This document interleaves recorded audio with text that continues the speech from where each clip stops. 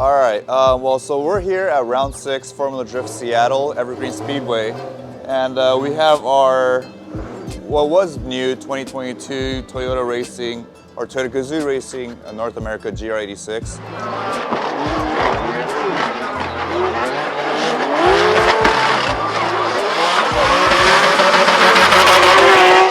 It being its first year debut on the competitive field, I like to say that we've found some success as a team, but of course, given that it's a new car, we've had to deal with some gremlins early on, especially when we first debuted the car at Formula Drift Atlanta.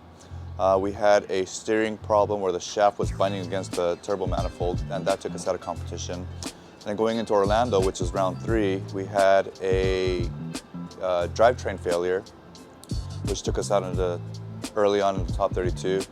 But since then, we've actually been progressing pretty good. We finished in the top 8 after that, and then in the last round at St. Louis, we finished in the final 4. But every single round that we've had this car, we've qualified relatively high, easily in the top 10.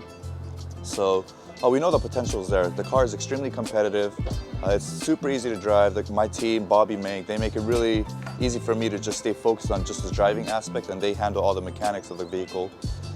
So in that sense, had it not been for those 2 mechanical failures at Road Atlanta and Orlando, we would have been sitting in the top 10 in points with a brand new car, which is a huge statement to what the GR86 can do. So that doesn't come easy. It comes with a lot of hard work from not just my team, but my partners. We always have the guys from Link ECU on top of the car, making sure that it's running right. Forrest, Jason, they're always on their laptops, making sure that the vitals are there, the engine's healthy. And I'm pretty picky about how the car works and how it runs with anti-lag, boost levels. So they're always listening to me nag and making changes so that we can stay competitive on the field. Yeah, so the power plant in our GR86 is something that you don't really hear much about. It's a 4-liter V6 out of a Toyota FJ Cruiser or Tacoma or Prado.